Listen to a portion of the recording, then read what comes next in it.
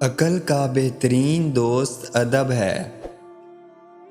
اگر ادب ہوتا ہے تو عقل سنور جاتی ہے۔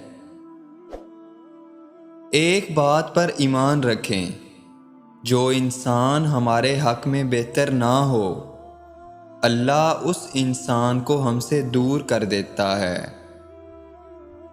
وہ راستہ پہلے ہی بنا دیتا ہے، لیکن عطا صرف بہترین وقت پر کرتا ہے۔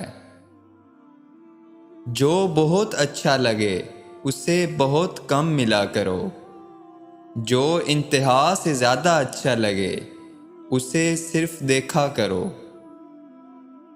اور جو دل میں سما جائے اسے صرف یاد کیا کرو، کیونکہ جو جتنا قریب ہوتا ہے دنیا اسے اتنا ہی دور کر دیتی ہے۔ جو حق سے منہ موڑتا ہے وہ تباہ ہو جاتا ہے۔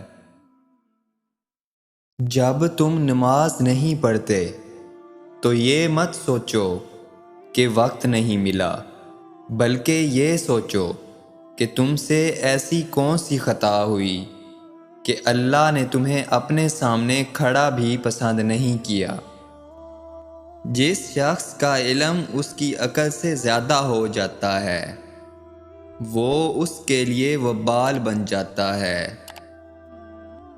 انسان 3 چیزیں کبھی نہیں بھولتا: ایک اپنا ٹوٹا ہوا مان، دوسرا اپنی لا حاصل دعا، اور تیسرا اپنی بے انتہا محبت۔